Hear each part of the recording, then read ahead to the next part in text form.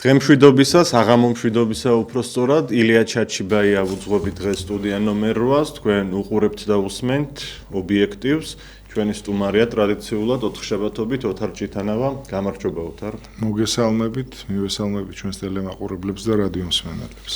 მიმდინარეობს სამზადისი 30 ნოემბრისთვის, სადაც ერთიანად ქართული საზოგადოების წევრები გავაპროტესტებთ არაბული ქალაქების მშენებლობას. აგრეთვე ვიტყვით უარს ქართული მიწების გასხვისებაზე და მიგრაციის წარმოუდგენლად მძიმე მაჩვენებელზე, რაც სახეზეა. როგორ მიდის საქმე, როგორია საზოგადოებაში განწყობა, პირველ რიგში ეს მინდა გკითხოთ და იმასაც გავუსვათ ხაზი, რომ ამ აქციის ორგანიზატორი არ არის მაგალითად პატრიოტთა ალიანსი. პარტიული აქცია ეს არ არის. შედგა საინიციატივო ჯგუფი, რომელმაც გამოაცხადა თარიღი, სადაც ვიკრიბებით ყველანი 30-ში 4 საათზე რუსთაველის ძეგლთან.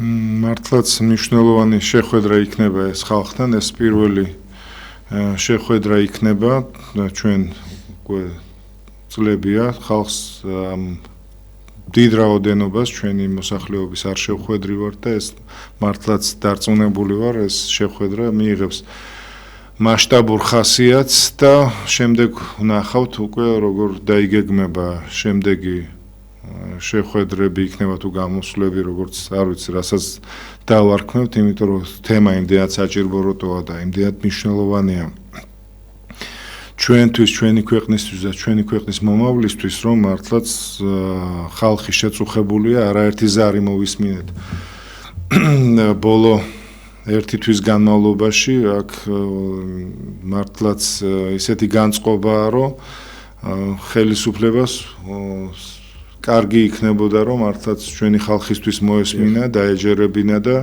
რაღაც სხვა გადაწყვეტილება მიეღო რა ვიცი ან მოებოდიშებია ჩვენი საპატივცემლო ინვესტორებისთვის რომლებიც თურმე ჩვენი ქვეყნის კეთილდღეობაზე ზრუნავენ და იქამდე ნუ მივა საქმე ისე არ წავიდეს პროცესები როგორც აი ნამახვანხესთან იყო დაკავშირებული როცა ჩვენ სახელმწიფოს მოუწევს სამწუხაროდ ძალიან დიდი ჯარიმის გადახდა მათ მოიგეს სასამართლო საერთაშორისო სასამართლოები და სადღაც მილიარდ ლარამდე ქვეყანას აქვს გადასახდელი და ასეთი რამ რო არ განმეორდეს ალბათ ხელისუფლების ვალია უფრო გონივრულად მიუდგეს ამას და ხელშეკრულება გვაჩვენოს თუ ეხა ბოლო წლებია ხელისუფლება ამბობს საუბრობს სულ გამჭვირვალობაზე რომ ეს არასამთავრობო ორგანიზაციების დაფინანსება მათი ცხოვრების წესი აი მუშაობის სტილი ყველაფერი უნდა იყოს გამჭვირვალე მაშინ თუ ამისთვის იბრძვის ხელისუფლება არის ძალიან კარგი მაგრამ გამჭვირვალობას მოუხდებოდა ძალიან ამ საკითხსაც რომელსაც ჩვენ არ ვიცნობთ რაღაც ვიცით მხოლოდ რაღაც ზოგადი ფრაზებით რომ ეს არის კარგი ამ ქვეყნისთვის და მეტი არაფერი ალბათ გახსოვს ოთარ როგორ ამბობდნენ ხელისუფლების მომხრეები რომ ჩვენ ხალხო გამჭვირვალობა გვინდა და ეს კანონი უნდა მივიღოთო დღეს მიღებულია ეს კანონი და რა შეიცვალა ხალხისთვის მხოლოდ ხელისუფლების ოპონენტებს შეეხოთ ეს კანონმდებლობა თან ეხება ეს პრობლემა იმას რომ მართლაც ისეთ ადგილებში უნდათ ამ ინვესტიციების ჩადება სადაც მაგალითად გონიო ძალიან სახიფათო ადგილია იმიტომ რომ ყოფილი სამხედრო პოლიგონი და სამხედრო ბაზა იყო იქ რუსების და ჩვენ გვახსოვს ის უბედური შემთხვევა 2010 წელს როცა ერთი ოჯახის 3 წევრი დაიღუპა როდესაც იქ ჯარც აგროვებდნენ იქ აღმოჩნდა რაღაც ასაფეთქებელი ნივთიერება და ეს ტერიტორია ჯერ აი ამ ნაღმებისგან რაღაც ქიმიური საშუალებებისგან გაწმენდილი არ არის ბოლომდე შესწავლილი არ არის ეს არის მათ შორის ის ადგილი სადაც გადამფრენი ფრინველების თვის ესე იგი გასაჩერებ დროებით რომ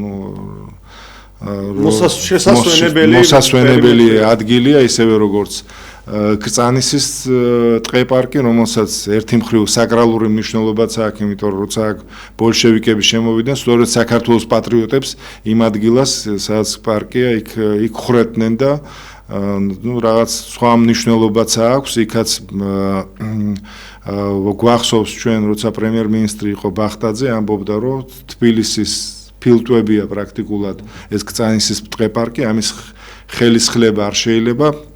პირიქით უნდა შეუწყოთ ხელი, რომ ეს ცოტა ხელი არისო შესავლები იმდენად სავალალო მდგომარეობაშია იქ ეს თვითონ ეს ბუნება და ეხა რა გადავწყვიტეთ, რომ ესე იგი იქ უნდა აშენდეს თურმე, რა ვიცი, აპარტამენტები, კაზინოები და გასართობი ცენტრები, რაც ანუ აუცილებელი გახდება. ჩვენ იქ უნდა ჩავდგათ, გამოდის ეს ბეტონის რაღაც შენობები, რაც რა თქმა უნდა ხელს შეუშლის იმას, რაზეც საუბრობდა ბახტაძე, რომ ეკოლოგიურ პრობლემა აქვს ისედაც ძალიან დიდი თბილის. ეს უფრო დაამძიმებს სიტუაციას და რა ვიცი ეს ყველაფერი მე მინდოდა ოთარ მეთქვა იცი აი როდესაც მეჩეთებზეა საუბარი ქართველი მუსულმანებიც კი წინააღმდეგი არიან და აზიზის მეჩეთის თემა ეს ბრწყინვალე მაგალითი იყო იმისა თუ როგორი დამოკიდებულება აქვთ ჩვენ ქართველ მუსულმანებს ამ საკითხის მიმართ მათ არ უნდათ რომ უცხო ქვეყნები ჩამოდიოდნენ და აშენებდნენ აქ მეჩეთებს როგორც ჩვენ არ გვინდა ახლა მართლმადიდებლებს რომ მოვიდნენ რუსები და აქ ეკლესიები აგვიშენონ თუ ჩვენ ეკლესია გვჭირდება თუ ჩვენს ქართველ მუსულმანებს მეჩეთი ჭირდებათ მათ და ჩვენ ყველა შეგვიძლია ჩვენი სახსრებით გავაკეთოთ და ამ არაბულ ქალაქებში ზუსტად ეს იქნება არაბების მეჩეთებიც გაიხსნება ჩვენ უნდა გავიგოთ ხალხმაც უნდა გაიგოს და ხელისუფლებამ რომ არავის არ აქვს უფლება წაეპოტინოს ქართულ მიწას იმიტომ რომ ეს ერის საკუთრებაა და არა რომელიმე მთავრობის ვინც არ უნდა მოვიდეს დღეს იქნება ქართული ოცნება და ხვალ არ ვიცი პატრიოტთა ალიანსი არავის არ აქვს უფლება ასეთ დღეში ჩააგდოს ჩვენი ისტორია და ჩვენი მომავალი. როგორც პატრიარქი ამბობს, არის ისეთი ღირებულებები, რისი გაყიდვის უფლება არ აქვს არავის, არც მთავრობას და არც პატრიარქს. ჩვენ მივესალმებით, რა თქმა უნდა, ისეთ ინვესტიციას, რომელიც აგვიშენებს სპორტებს, რომელიც აგვიშენებს ინფრასტრუქტურას, მაგალითად ისეთ როგორც არის რიკოჩი, ჩვენ წინააღმდეგობა გაუწიეთ, იქ რო ჩინელები არიან და იქ ზუგდიდში ბელგიურ ჩინური კომპანია აპირებს პორტის აშენებას. არა, არანაირი წინააღმდეგობა არ არის. ჩვენ არა ვარ წინააღმდეგი, რომ ინვესტიციები ჩაიდოს ქვეყნის ეკონომიკის რეალურ სექტორში, რომელიც საშუალებას მისცემს ჩვენ ქვეყანას წარმოებები ამუშაოს ჩვენ ქვეყანაში და სხვა შორის მიწების გაყიდვასთან დაკავშირებით გამახსენდა ერთი ჩვენი ცნობილი ზუგდიდელი ერთი კოლორიტული ჩვენი ქალაქის წარმომადგენელი არის ესეთი ბატონი ვაჟა კიტია თუ გახსოვს დღეს წერდა რომ სოციალურ ქსელში ძალიან საინტერესო პოსტებს აქვეყნებს მან თქვა რომ იარაღით წართმეული და ფულით წაღებული მიწა ჩემთვის ერთი და იგივე არისო იმიტომ რომ აი ამ მიწაზე ჩვენი წინაპრების სისხლი არის დაღვრილიო და მართლაც ჩვენი თაობის თუ არ ჯერათ ხელისუფლებაში კარგი იქნება რომ უფროს თაობას დაუჯერონ რომ ეს ისა რა ქვია იმას მიწის გაყიდვა ეს არის მართლაც კატეგორიულად მიუღებელი და იმედი მაქვს რომ მაინც ისინიც მიხვდებიან რომ ეს ამის გაკეთება არ შეიძლება ადრე თუ გვიან მაგრამ კარგი იქნება რომ დროზე მივხვდეთ ყველანი ჩვენი საუბრის პარალელურად ვიღებთ ზარებსაც შეგახსენებთ ნომერს 558-88-55-88 შეგიძლიათ დაგვირეკოთ.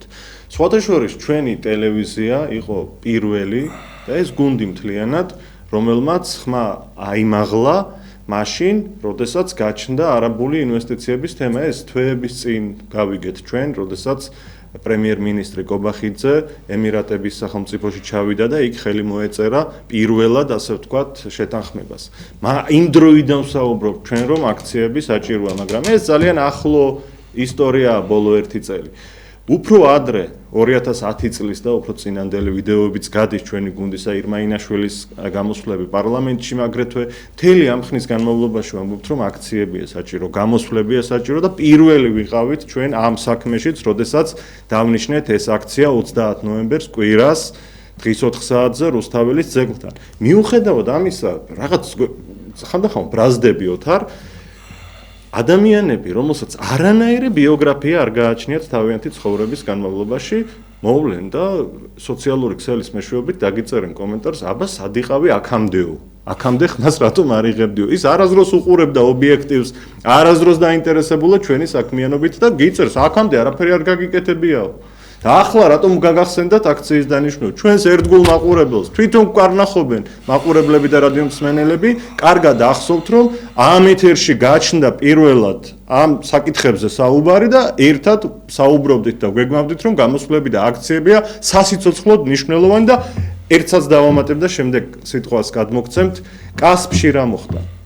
ყველას გვახსოვს, რომ ჩაფიქრებული იყო იქ არაბული და შერეული, მოკლედ, აღმოსავლური სოფლების მშენებლობა, მიწაც გამოყოფილი იყო, დაგეგმილი გონდათ ამ უცხოელებს სახლების აშენება და ჩვენი გუნდის ბრძოლით, სასამართლო პროცესებით, მთელი ჩვენი ძალისხმევით ეს ყველაფერი შეჩერდა. ვაჟა ოთარაშვილის წარმოუდგენლად დიდი დამსახურებაა ეს და მთლიანად ამ გუნდის, განსაკუთრებით ვაჟა ოთარაშვილი ჩაუდგა ამას სათავეში და მასთან ერთად ადგილობრივი მოსახლეობის კასპის. და ესეც თვალსაჩინო მაგალითია თუ როგორი დიდი ძალა აქვს ადამიანების პროტესტს. თუ ადგილობრივებმა კასპში ხმა აღიმაღლა, მათთან ერთად იდგა პატრიოტთა ალიანსი და ვაჟა ოთარაშვილი. ესე იგი, ახლაც ამ დიდი პროექტის არაბული ქალაქების მშენებლობის წინააღმდეგ ჩვენ შეგვიძლია მივახციოთ იმას, რაც გვაქვს ჩაფიქრებული და ჩავშალოთ ეს მტრული მოღალატეობრივი შეთანხმება. და ერთსაც ვიტყვი, ეს არაბული კომპანია Eagle Hills-ი მონტენეგროდან გავიდა. და თქვენს მათ ასეთი რამ, რომ ჩვენ თუ ხალხი არ იქნება თანახმა, არ გვსურს ამ ყველაფრის აშენება და გაკეთება. მონტენეგროს გარდა ჩინეთი, რომელიც არის ამის მილიარდ ნახევარი მოსახლეობით, მან არ შეუშვა ეს კომპანია. არანაირი საფრთხე ისეთი ჩინეთს ეს კომპანია ოთარ კარგად განუმარტოთ, რომ თვითონაც კარგად ფიქრობს, რომ თუ მთელი ერი წინააღმდეგია ამ პროექტისა, ხელისუფლებები დროებითია, იცვლებიან ხელისუფლებები და შეიძლება ერთ დღეს დადგეს დრო, როდესაც უკვე ეს აშენებული სახლები და ინფრასტრუქტურა მთლიანად დაკარგონ მათ. და ეს არ უნდათ. ამიტომ ქართველი ხალხის ხელშია დღეს, რომ ჩვენ ვაგრძნობინოთ იმ არაბულ კომპანიასაც, მთავრობასაც და მთელს მსოფლიოს, რომ არ გვინდა და არ შევეგუებით ამ ყველაფერს. სწორია და არ ვიცი ხა ეს რო იყოს რაღაც ესე პირველი შემთხვევა რომ ესე იგი ასეთი მასშტაბის რა ეს თბილისშია, კწანიში არის, კწანისი იმას გარდაბანს ეკუთვნის, ხო? თუ არ ვცდები 600 ჰექტარი და 200 კწანისი თბილისის შემადგენლობაში შედის როგორც მახსოვს? არა, გარდაბანში შედის.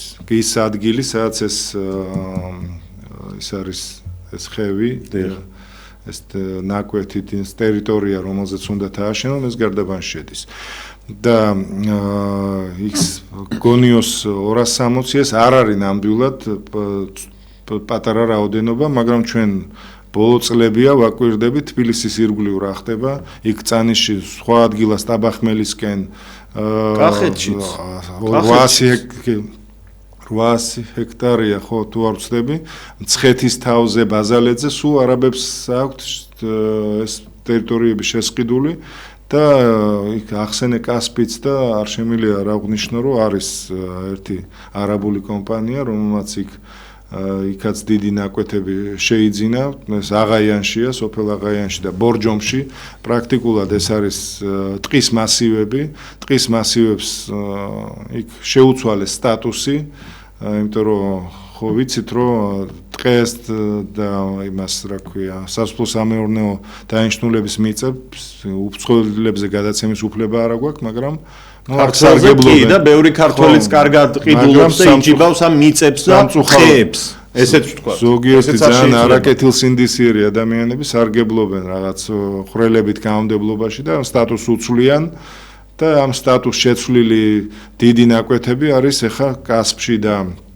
ბორჯომში ერთ კომპანიას აქვს, რომელსაც ქვია ბორჯომის 64, ამ კომპანიის ხელმძღვანელია ვიღაც არაბი რაღაც 2 კილომეტრიანი სახელით და ეს კაცი, რა ვიცი, ხა იქ ცალკე რისი აშენება უნდა კიდე კაცმა არ იცის და ამას ვებძვით ჩვენ, ამას ებძოდა ბატონი ვაჟა ოთარაშვილი, რა თქმა უნდა, არ შემიძლია რა ვღნიშნო ეს და ეს არის მართლაც უკვე საგანგაშო ვითარება, ხა მარტო გონიოდა ეს რო იყოს კწანისი, აქ მოყვება, არ ვიცი, დასავლეთში მაგალითად შესყიდული აქვს იტალიურ კომპანიას Ferreros, რა ვიცი.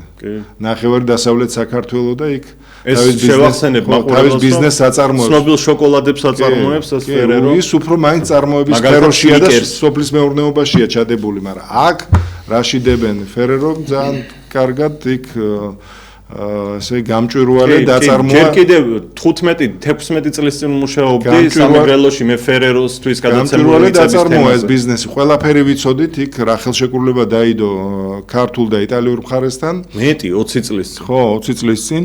ეხა კახეთშიც აქვთ, იქაც მოყავთ თხილს აწარმოებენ. კი, ანუ აქაც მეორე პრობლემაა, ოთარ Ferrero Rocher, ეს არის შოკოლადების მწარმოებელი კომპანია და დიდი ოდენობით თხილი სჭირდება ამ შოკოლადებისთვის და რა იყო მანამდე, სანამ ეს კომპანია შემოვიდოდა საქართველოში.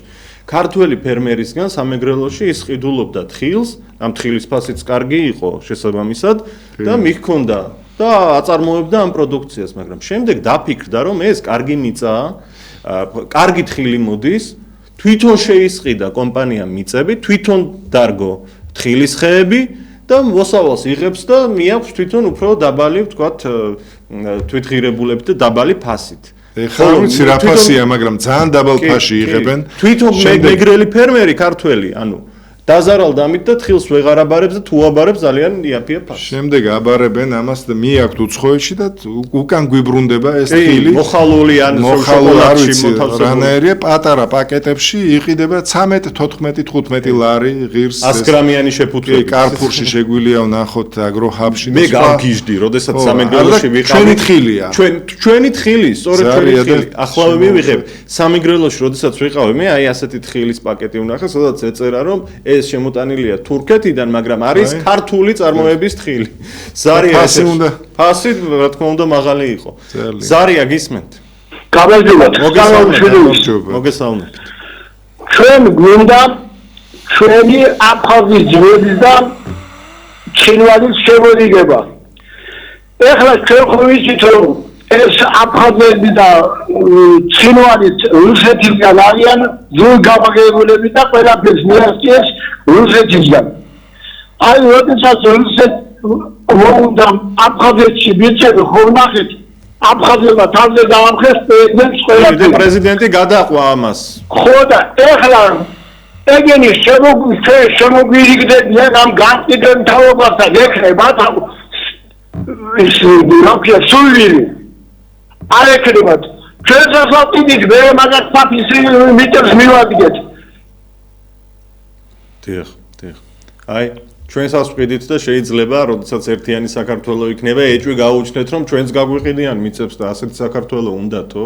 კარგი შეკითხვა იყო, ჩემო ბატონო. სწორია, მართლაც მნიშვნელოვანია, აი ამაზეც უნდა გვეფიქრათ და ძალიან კარგი წინადადება, რომ ამის გაკეთება არ შეიძლება, უფრო ადასტურებს სწორედ ჩვენი ტელემაყურებელი, იმიტომ რომ აფხაზი რო ხედავს, რომ ჩვენ როგორ ვექცევით აქ სხვა დანარჩენ საქართველოში საკუთარ ტერიტორიებს, საკუთარ მიწებს, რა თქმა უნდა, არანაირი სურვილი არ ექნება იცხოვროს გაერთიანებულ საქართველოში. სამწუხაროდ. ამ მხრივ ბევრი სხვადასხვა ბევრი შეცდომები გვაქვს დაშვებული. მაგალითად ის აფხაზებთან რომ მაჟორიტარული დეპუტატობის სისტემა არის საერთოდ გაუქმებული. აი სოხუმში და გუდაუთაში მაინტერესებს, რაში აინტერესებს იქ რომელიმე პარტია მოვა ხელისუფლებაში არ მოვა, იმიტომ რომ რეგიონალური პარტიები არ არსებობს ჩვენ ქვეყანაში და თავის წარმომადგენლები ხო უნდა ყავდეს არა, იმას გუდაუთას, ოჩამჭირეს, გალს არა, ეს არ ეყოლება. წარმოდგენილი გაქვთ, ხა შენ დაუშვათ ხარ აფხაზი და ბიულეტენში არავინ არ აკავს შენ წარმომადგენელი და უნდა შემოხაზო პარტია, რომელიც წელიწადში ერთხელ ჩამოივლის შენს რაიონში. და შენ არ აკავს შენი წარმომადგენელი. ამის გაკეთებაც კატეგორიულად არ შეიძლებოდა. აი ახლა სწორი შენიშვნაა, რომ არ შეიძლება ამის გაკეთებაც, იმიტომ რომ ჩვენ უნდა ვიფიქროთ, ჩვენ მარტო არა ვართ ხო ამ ქვეყანაში. კი, აფხაზებმა ამ თვალსაზრისით ძალიან გვაჯობეს დანარჩენ საქართველოს. ყოველ 5 წელიწადში პრაქტიკულად გამოვლენ, თუ არ მოეწონებათ რომელიმე იქ დე-ფაქტო პრეზიდენტის მოქმედებები, გადააყენებენ, ჩაატარებენ ახალ არჩევნებს, მოიყვანენ ვინც უნდა და ასე ყოველ 5 წელიწადში იცვლება მთავრობა და ხელისუფლება. ჩვენთან თუ ვინმე მოვიდა და ჩაებღაუჭა ამ თანამდებობას და სკამს, წასვლა აღარ უნდათ. როგორც ახლა ქართულმა ოცნებამ შეითქმო და შეიწება ეს სკამი, არაფერზე აღარ ფიქრობს სკამის შენარჩუნების და ფულის გარდა. ასეთი განცდა გვიჩნდება ყველას. ხალხსაც და მათ შორის თუმცა უნდა აღვნიშნოთ, რომ კორუფციას მაინც ებრძვიან, თუმცა ხა ამას მაინც სისტემური ხასიათი არ აქვს დღეს და საერთოდ უნდა შეიცვალოს ეს მიდგომები, ხედავთ, რომ ძირითადად ეკონომიკური დანაშაულია და უნდა მიხვდეს ეს სახელმწიფო, რომ შეცვალოს დამოკიდებულება ამ ტენდერებთან მიმართებაში, ეს არის სპეციალური კანონი ტენდერების შესახებ. არაფერი არ შეუცვლიათ, ვითომ ებრძვიან ამ კორუფციას. ეს გაგრძელდება, სამწუხაროდ გაგრძელდება, ამას არ მიეხედება ამ კანონს და ამ მიდგომებს ტენდერებთან, იმიტომ რომ ჩვენ ვნახეთ არა, რა დღეშია იქ იმის სამტრედიის ხიდი რო ჩავარდა, რიკოთის უღელტეხილზე რამდენი პრობლემა შეიქმნა მილიონობით დახარჯული დოლარის შემდეგ. სამწუხაროდ ბევრი ფული დაიკარგა იქაც და ძალიან ბევრ ადგილებში, მაგალითად დედაქალაქის სკოლებში, რა დღეშია 22 სკოლა, მე-10 სკოლა, რომელიც არ აშენდა 116 სკოლა, რომელიც განაზბახა ბავშვებს სხვაგან ასახლებენ. ეს ყველაფერი სამწუხაროდ არის იმ კორუფციული სისტემის ბრალი, რომელიც შექმნილია სამწუხაროდ და ეხლა ძალიან კარგია, რომ ხელისუფლებამ ეს გააუქმა, ეს არავისთვის არ იყო ეს სასარგებლო, ეს ანტიკორუფციული ბიურო, თავის კუპრაშვილიანად. ხო, ფარსი იყო ეს მაინც. თუმცა თუ ქმედითი დამოუკიდებელი ინსტიტუტის სახით იარსებებდა, ცუდი რა არ იქნებოდა. მე მახსენდება აგრეთვე ქუთაისის პარლამენტი. ყველა ხელისუფლება პრაქტიკულად იწყებს კორუფციასთან ბრძოლით, მე თვითონ ბოლოს აღნიშნებენ ხდებიან კორუფციის ჩართულებით. აი ძალიან დიდი ფული დაკარგა ქართველმა ხალხმა ქუთაისის პარლამენტი რომ ააშენეს, ეს შენობა ახლა საშინელ მდგომარეობაშია, ჩამონგრევის პირას არის, განადგურდა სრულებით. მე ვნახე გუშინ კადრები ანაკლიაში აშენებული სასტუმროსი, ოქროს საწმისი ჰქვია, როგორც მახსოვს, რომელიც დიდი ფული დაუჭდა სახელმწიფოს, მართლაც ვიზუალურად არაუშავდა ახლა სიმართლე ვთქვათ. და ეს შენობაც ინგრევა უფუნქციოდ გამოკეტილი ხავსით არის. აი რა კაი ადგილია ინვესტორისთვის, აი ესეთი რაღაც აიღოს და ამუშავოს. ბიუჯეტს ასარგებლე რაღაცა გააკეთე იმის გამო რომ წინა მთავრობამ ააშენა ეს ყველაფერი კი იმათმა რომ სისულელი გააკეთეს ბევრი მიმართულებით და ეს პარლამენტის ქუთაისში გადატანაც და ეს სასტუმროც ანაკლიის ზღვისპირა ზოლზე არ იყო მაინც და მაინც გამართლებული, იმიტომ რომ ვიცით რომ ეს სასტუმრო ნელ-ნელა იძირებოდა იმ ქვიშაში, მაგრამ გაამაგრე რაღაცა მოიფიქრე სახელმწიფო ხარ. ზარია ეთერში გისმენთ ყურადღებით. გამარჯობა. გამარჯობა ბატონო. მოგესალმებით, ეთერში ხართ გისმენთ. როგორ გამარჯობა. მადლობა. საიდან? მოგოდურეთი ქარელის რაიონი. ქარელიდან გვირეკავთ. სასიამოვნოა ძალიან გვიხარია. მოკითხვა თქვენს რაიონს. მადლობა. დახახოშები გიგიედა. დიახ. მადლობა, ეს მინიმუმს მოვდივარ პოზა. 10 მინიმუმს. ერთი შვიდისა და ხუთი შვიდის პატრონია. ბაბუაჩემი მეორე მსოფლიო ომის მონაწილე იყო და ამარაბების გოლის შეეცდიდა ასე შემთხვევაში დავანებდა. 23 იერი ვიყავი პასუხი ქუთაისის კანდიდატი ზოგადად ალპონების მოედანი და ფოტის ასადლე. ეცბენგვეჩიო დიდი მადლობა, ძალიან დიდი მადლობა თქვენ ზარისთვის. სხვათა შორის ოთარ ასეთი რამ გამახსენდა, რომ რამდენიმე დღის წინ სოციალური ქსელის მეშვეობით ერთმა მოქალაქემ მომწერა, რაიონიდან იყო ეს მოქალაქე, 30 ნოემბრის აქციაზეო, ავტობუსები იქნებაო, რომ ჩამოვიდეთო ამ რაიონიდანო და მე ვუპასუხე, რომ სამწუხაროდ ამის არც ფინანსები არსებობს, არც შესაძლებლობა და ამიტომ ეს არ იქნება მეთქი. და მან ვიპასუხა, კარგია, მაშინ მე არ ჩამოვალო. ის კი არა რომ ვერ ჩამოვალო, არ ჩამოვალო. ანუ ასეთი მიდგომა საკითხის მიმართ ძალიან სამწუხაროა, როდესაც არ ესმის მოქალაქეს, რომ ეს არის ქვეყნისთვის, ქვეყნის სამშობლოსთვის დანიშნული აქცია. უჭირს დღეს სამშობლოს და ქუდზე კაცი ვიკრიბებით. ვისაც შეგვიძლია ჩავდივართ, მივდივართ აქციაზე, ვისაც ფიზიკურად არ შეგვიძლია, კიდევ გაგებით მოვეკიდებით, მაგრამ არ შემიძლია, არ ჩამოვალო, რომ ამბობს. ეს უკვე ძალიან გულგრილი დამოკიდებულება სამშობლოს მიმართ და აი ბატონი, ვინც ახლა დაგვირეკა, ეს არის, რა ვიცი, ჩვენი დროის გმირებთაგანია. მე ამაყება, რომ თქვენნაირი ხალხი გვყავს. ძალიან დიდი მადლობა ზარისთვის. რამდენიმე დღის წინ ირაკლი კობახიძემ გაავრცელა ვიდეო რგოლი, სადაც ამ არაბულ ქალაქებზე ყვება, რომ ეს არის არაჩვეულებრივი პროექტი, ამით, რა ვიცი, ეკონომიკა იხეირებს, დასახლდებიან იმ ტერიტორიაზე არაუცხოელები, არამედ ქართველებისთვის იქნებაო, ეს შესაძლოა 50%-ზე მეტიც ქართველები იყვნენ. ვინც შენ შეხვდა, რასაც ხედავს სურათს, მოახერხა კობახიძემ რომ დაერწმუნებინა საზოგადოება თავის აზრებში. არ ვიცი, ეს ინვესტორი სულ სხვა რაღაცაზე საუბრობს, არ ემთხვევა ეს ციფრები ნამდვილად იმას და ის მეთყობა, არ ვიცი, არ იცის ჩვენი ხალხის შესაძლებლობები, რომ მართლაც ჩვენ არა გვაქვს ჩვენ ხალხს იმის საშუალება, რომ კვადრატულში გადაიხადოს იქ $12,000, რაც არის ამის გათვლებით, იმიტომ რომ ინვესტორი, რომელიც დებს ამხელა პროექტში ფულს, ის ფიქრობს ყოველთვის მოგებაზე და მას უნდა ის 6 მილიარდ ნახევარი გააორმაგოს. პრაქტიკულად აქ და ხა თუ დავითვლით ამას, გამოდის რომ კვადრატულში ამხელა ფასია გადასახდელი და ანუ 1 ბილიონი დოლარი ეღირება ჩვენ ქვეყანაში რომელსაც ქვეყნის მოსახლეობის პრაქტიკულად 40%-ს არ აქვს იმის საშუალება რომ ერთი ან ოროთახიანი ბინა იყიდოს, ახლა იქ შეიძინოს აპარტამენტები, ნუ რაღაც ზარია და იქნებ უპასუხო. გისმენთ? გამარჯობა. გამარჯობათ. ჩემი აზრი უნდა მოგახსენოთ, გენაცვალე. დიახ, გვაინტერესებს გისმენთ. თუ სასწრაფელი იქნება, ჩვენ მაშინ მიიღებთ ამას. პირველი რეაქციაზე უნდა შეექმნას დელეგაცია. რამდენიმე კაცის შემადგენლობით. ამ დელეგაციაში უნდა იყოს შიო მოასწრე. მეტრეელი, როინმეტრეელი და ჯუბერ პატიაშვილი, დანარჩენი ჩქენისთვის და უნდა მოიწყოს შეხვედრა პრემიერ-მინისტრთან და პარლამენტის თავმჯდომარესთან, შემდეგ ბიზნესთან, შემდეგ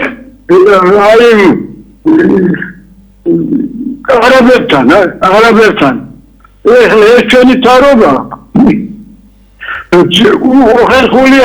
უხერხულია ვერეწ თუ არის, იმიტომ რომ სიწვის გატეხვა არ უნდათ და ამ მოწმოებული რომ არაბეთია. თქვენ რომ მიხართ იქა და დელეგაცია მივა იმათთან სალაპარაკოთ, მოუცნობე რომ არბინა საქართველოში მეორე ბახტეონი, თქვენ ბახტეონი მოხდება დიდი. დიდი მადლობა თქვენ ზარისთვის, სხვათა შორის ზუსტად ამ მიზნით მიმდინარეობს ვიდეო მტკიცებულებების ბაზის შექმნა, რომ ამ არაბულ კომპანიასაც ვაჩვენოთ, მთავრობასაც ვაჩვენოთ, რომ მტკიცებულება არსებობს იმისა, თუ როგორ ეწინააღმდეგება ხალხი ამ ყველაფერს და ძალიან გთხოვთ, ვისაც ჯერ ეს არ გაგიკეთებიათ, აიღეთ თქვენი მობილური ტელეფონი, აი საკუთარ თავს გადაუღეთ, თუ ამას ვერ შეძლებთ მეზობელი ან ნათესავი გეყოლებათ, ვინც დაგეხმარებათ და ჩაწერეთ ამ ვიდეო ფაილში თქვენი მოკლე სიტყვები. მე წინააღმდეგი ვარ საქართველოში არაბული ქალაქების მშენებლობის. შემდეგ ეს პატარა ვიდეო, სადაც თქვენ ჩანხართ და ამას პირადად ამბობთ, გამოაგზავნეთ ინტერნეტის მეშვეობით ნომერზე 591 94 95 45. გავიმეორებ 591 94 95 45. ანუ როგორც ამბობთ თქვენ, კობახიძის ვიდეომ შტაბეჭდილება ვერ მოახდინა ხალხზე და ვერ დაარწმუნეს. მე მგონი უფრო გააღრმავა ეს კრიზისი და დღეს გაცილებით უფრო მწვავეა ეს კრიზისი, ვიდრე იყო მაგალითად შარშან საპარლამენტო არჩევნების შემდეგ და სხვა შორის ჩვენმა პარტიამ შესთავაზა ხელისუფლებას, რომ შექმნილიყო ამ კრიზისიდან გამოსვლის საკოორდინაციო საბჭო. კარგი იქნებოდა ამ საბჭოს დღეს რო ემუშავა, სადაც გაერთიანდებოდა მართლაც ის რეალური პოლიტიკური ძალები ქვეყანაში, რომელსაც მართლაც ადარდებს ამ ქვეყნის მომავალი და ქალბატონი ირმა ინაშვილი იყო ამის ინიციატორი, რომ ესეთი რაღაც საბჭო შექმნილიყო, რის ფარგლებშიც განიხილებოდა ყველა ის საჭიროებო საკითხები, რომელიც მაშინაც აწუხებდა ქვეყანას და ეხლა მით უფრო ძალიან მწვავედ დგას ეს პრობლემა, სადაც შეიძლებოდა მთავრობასთან საუბარი და არ ვიცი ხა გამჭვირვალეაო პროცესი ვილაპარაკოთ და სად ვილაპარაკოთ, როგორ ვილაპარაკოთ, ამაზე არ არის საუბარი და ეხლა ის ციფრები, რომელიც პრემიერისგან მოვისმინეთ, მართლაც არ ემთხვევა იმ მიდგომას, რომელიც აქვს არაბულ კომპანიას იგლხილს და მის ხელმძღვანელობას. სარია, არ ვიცი. გისმენთ? გამარჯობა. გამარჯობა, ეთერში ხართ, დაიწყეთ გთხოვთ. კი ბატონო, ეს იმდენად სერიოზული იქნება, რომ ალბათ უფრო ერთი მომზადება და ორგანიზება უნდა. ხალხი ნაბილება ის საპროტესტო განწყობა, ძალიან დიდი პროტესტი ამასთან დაკავშირებით, არაბიზაციასთან დაკავშირებით. სათავეში გამოვიდეს შეიგრიბოს და მოთხოვს ხელისუფლებას, მაგრამ აი ორგანიზატორებს არ შეეხება. აქსახსულობა და რაღაც ერთი აზრი არ არის.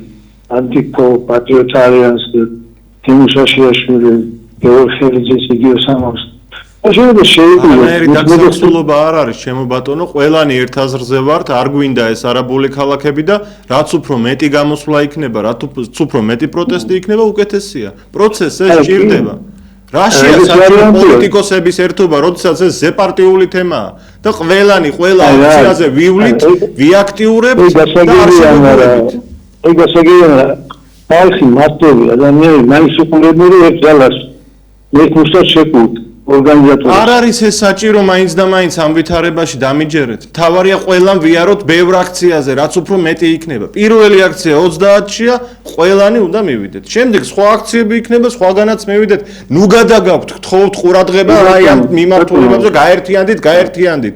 როგორც მე ვერ გავერთიანდები მიხეილ სააკაშვილთან, ისე ვერ გაერთიანდება ყველა ერთმანეთთან, იმიტომ რომ არსებობს რაღაცა მიუღებლობა ახლა, ვერ დავდგები მე სააკაშვილთან. და ასეთი სააკაშვილის ტიპის ფიგურები სამწუხაროდ კონსერვატიულ ველზეც შეინიშნებიან. განაგრძეთ ბოდიში რომ ემოციურად შემოგეხმიანეთ. არა, გეთათებით იმაში. ამ იდეის გაშენ ყველანაირ ძალაერთობაში ამ იდეის სიმბოლო ვისაც გაერთიანებული ვართ, რაში მაინტერესებს პოლიტიკოსების ერთობა მე? მოვიდეს ყველა გამოვიდეს. იგივე სიტყვიანი ისინი ჩემთან. ბატონო, მე მაინც როგორც მოქალაქე ყველა აქციაზე ვივლი. ნებისმიერის მიერ დანიშნულზე. ამ მიზნით. დავეთანხმდით იმაში, რომ ერთი ორგანიზებული ძალა იყოს, რა. ხალხი თუ მეტი გამოდის, არ უნდათ, არ გამოვა ეს საქმე. ნუ ღარ გადავიტანთ ყურადღებას. ახლა მეორე საკითხი.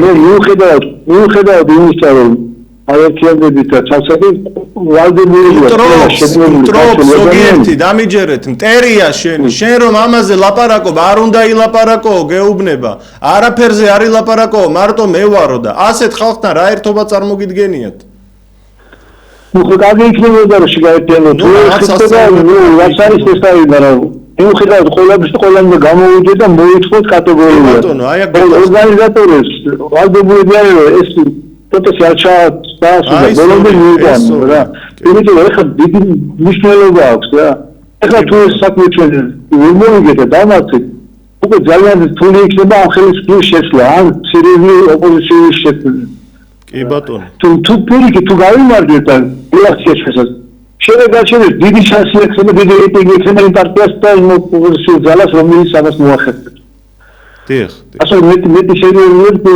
პენალატია სერიოზული მაინც მეტი შემართები და მეტი საპროტესტო დიდი მადლობა გაიხარეთ მადლობა თქვენს არისთვის ოთარ ნუ რავი ჩვენ ხელს არავის არ უშლით რომ მოვიდნენ აქციაზე და ან არ მოვიდნენ რა ვიცი ხა ჩვენ აქ ამ ეთერში ყველას მივმართავთ ცხადია ყველას ვისაც აწუხებს ამ ქვეყნის ბედი და პარტიულობის მიუხედავად არ აქვს არანაირ პარტიას აქ მნიშვნელობა მე მგონი არ აქვს და რა ვიცი და მეც მივალ პირადად ყველა აქციაზე სადაც იგივე სიტყვია რომ ეს პარტიული აქცია არ არის ქართველი ხალხი ვიკრიბებ პირადად მე მივალ და რა ხო ნუ სხვა ყველა აქციაზე მარტო 30-ში კი არა შემდეგაც სწორია კითხვას დაგისვამ თუ შეიძლება ჩვენ ხშირად ვსაუბრობთ ამ ეთერში ეკონომიკურ საკითხებზე და აი ბოლო დღეებში ვხედავთ რომ დიდი მონდომებით ცდილობს ქართული ოცნება გვაჩვენოს რომ მოლდოვასთან და უკრაინასთან შედარებით საქართველოს ეკონომიკა იზრდება ამას გვეუბნებიან და ამით ცდილობენ უფრო სწორად რომ დასავლეთს აჩვენონ რომ თქვენ ისინი უფრო მოგწონთ და ჩვენ რატომღაც მხარს არ გვიჭერთ რა სიტყვით ამაზე ეს ეკონომიკური ზრდის თემა საერთოდ საინტერესო ბარემ ღაზას სექტორსაც შეადარონ ქართული ეკონომიკა იმათაც ვჯობი ვართ ალბათ რაღაცით ძალიან ძიმე ვითარება ჩვენ ასე ვფიქრობთ, იმიტომ რომ არ ვიცი სად პოულობენ ამ ციფრებს, რომელ საერთაშორისო რეიტინგებს ვეყნობით ჩვენ ქვეყანა, რომელსაც პრაქტიკულად 400,000-მდე სოციალურად დაუცველები გყავს. ქვეყნის მოსახლეობის მნიშვნელოვანი ნაწილი ქვეყანა დატოვა, ეს მილიონზე მეტი ადამიანია და ეს არ არის ნამდვილად კაი ცხოვრებით გამოწვეული. რაღაც კოსმოსში ავარდნილი ფასებით, ეს იქნება საწვავზე, მედიკამენტებზე, სურსათზე, სადაც ჩვენ პრაქტიკულად შემოგვაქვს ყველაფერი და ქვეყანა სამწუხაროდ გახდა იმპორტ დამოკიდებული, ჩვენ ადგილობრივ ფერმერებს და მეწარმეებს სამწუხაროდ ხელს არ უწყობთ არაფერში, ზარია და რა ვქნათ, შემოუშვათ. შემოუშვათ და შემდეგ განვაგრძოთ. გამარჯობა, საღამო მშვიდობის.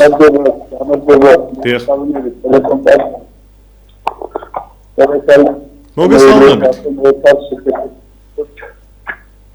სუდად ისმის.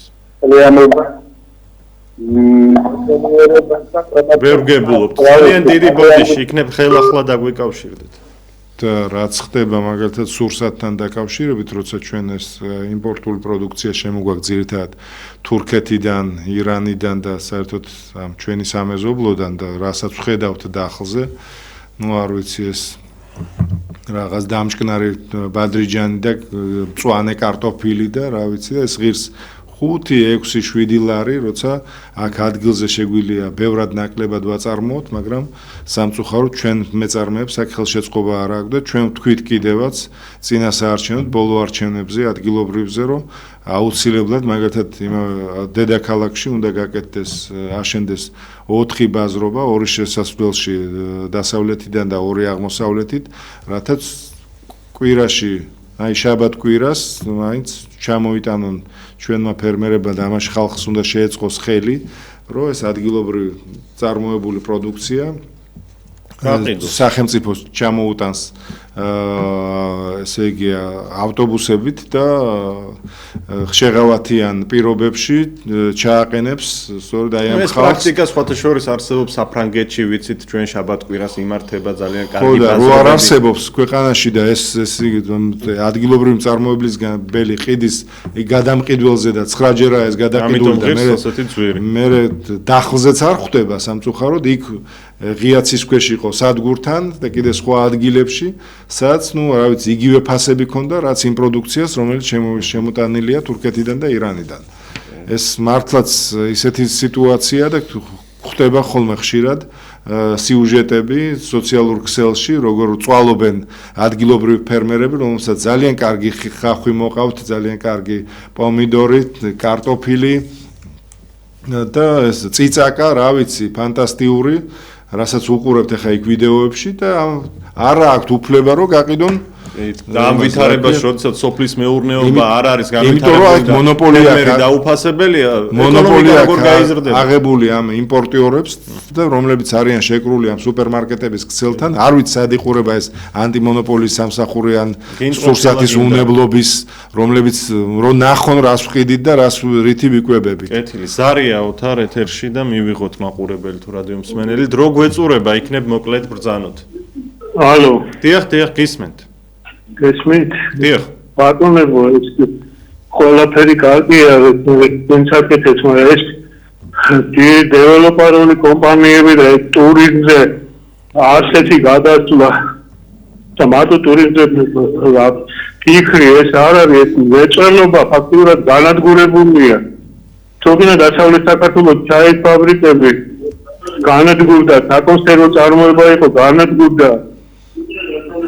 ახლა თავია ეს აღდგეთ რა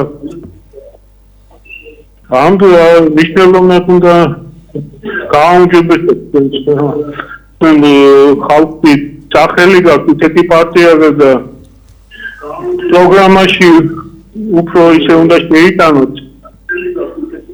კი ბატონო, მადლობა თქვენ რომ დაგვიკავშირდით, მშვიდობიან ღამეს გისურვებთ, ოთარ გადაცემის დასასრულს მინდა პოლიტიკური ვითარების შეჯამება გავაკეთოთ ბოლო დღეების.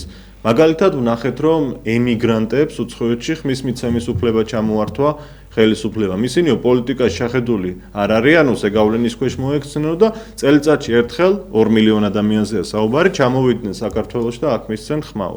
დღეს გავიგეთ, რომ აგრეთვე საარჩევნო კოდექსში ცვლილებები შეაქვთ და მაგალითად უბნებზე გადაღება იქნება აკრძალული, საარჩევნო სიებს არ უნდა გადაუღო, საარჩევნო აპარატს არ უნდა გადაუღო, ეს მედიას ეხება უფრო მეტად რეგულაციები და ბოლო პერიოდში ისიც დავინახეთ, რომ სასამართლო პროცესზე ეს გამჭვირვალობის ელემენტები რაც არსებობდა, სრულებით მოგუდეს და ჩაახშეს, ანუ იქაც აკრძალულია ფოტო და ვიდეო გადაღება ჟურნალისტებისთვის, მობილურსაც კი ატოვებინებდნენ. ანუ ეს იგივე სააკაშვილის დროს რაც ხდებოდა, ყველაფერში აბრუნებენ იმ ცუდს და იმეორებენ და უფრო მეტშიც კი არიან უკვე ეჭვმიტანილი, შემჩნეული. მე ვთქვი კიდევაც, რა გზით მიდის ქვეყანა? ჩვენ ყავს ძალიან ბევრი ადამიანი საზღვარგარეთ, ეს არის 1,200,000. 2 მილიონია ჯამურად მთლიანობაში. 2 მილიონი არის ხო უკვე? მართლაც აი ამდენი ადამიანი არის წასული ქვეყნიდან და არ ვიცი ხა როგორ მე მაინტერესებს ტექნიკურად როგორ წარმოუდგენია ხელისუფლებას ეს ხალხი არჩევნების დღეს ჩამოვიდეს სამშობლოში და ხმა მისცეს აქ ნახევარი 1 მილიონი ადამიანი თავისთვის მის მოსაწონ კანდიდატს ან რომელიმე პარტიას. არ ვიცი ხა მაშინ რამდენი თვითმფრინავი დაგჭირდება ამისთვის? სულ ცოტა 10,000 დასჭირდება და სადღაც 7 თვე მხოლოდ თბილისის აეროპორტი თუ იმუშავებს, საჭიროა ამდენი ადამიანის მისაღება. ჩვენ კი გაგვიხარდება მართლა რომ ჩამოვიდნენ ჩვენი თანამოქალაქეები და არ უყუროთ ხო რომ გავდივართ რეგიონებში, მაგალითად ჩვენ მშობლიურ ქალაქში ყოველ მეოთხე სახლს აწერია რომ ან იყიდება დაცლილი ან ხო რა ვიცი ან გირავდება. ხა ხალხი არის წასული სამწუხაროდ იმისთვის რომ საკუთარი ოჯახები შეინახონ და შვილებს მიხედონ და ეთყობა ხელისუფლებას არ მოეწონა ეს შედეგები რაც მიიღო 2024 წელს 13% მიიღო 13 თუ 14% არჩევანი 13 14-მდე შეიძლება მალე თქვან რომ აქ ვინც ხმა არ მოგცა იმათაც ეგზალებაო და მიგრანტებს მივცეთ ხმის უფლებაო ამასაც იტყვიან მიიღებენ კანონს და ინდოელები აირჩევენ ქართულებს არის ერთი ქვეყანა ისრაელი სადაც ხდება მსგავსი რამ სადაც არჩევნები ტარდება მხოლოდ იმ ქვეყანაში და არ ვიცი მათგან გადმოიღეს ეს თუ რა ხდება არ ვიცი და კარგი რატომ არაფერი გადმოიღეს სხვა პოლიტიკური ვითარება აქვთ და მაგათი პოლიტიკური ხელმძღვანელობა პრაქტიკულად საერთაშორისო ძებნაში არის ხა ეს ისრაელის პრემიერი მთელ თავის კაბინეტთან ერთად მთელი მსოფლიო ეძებს და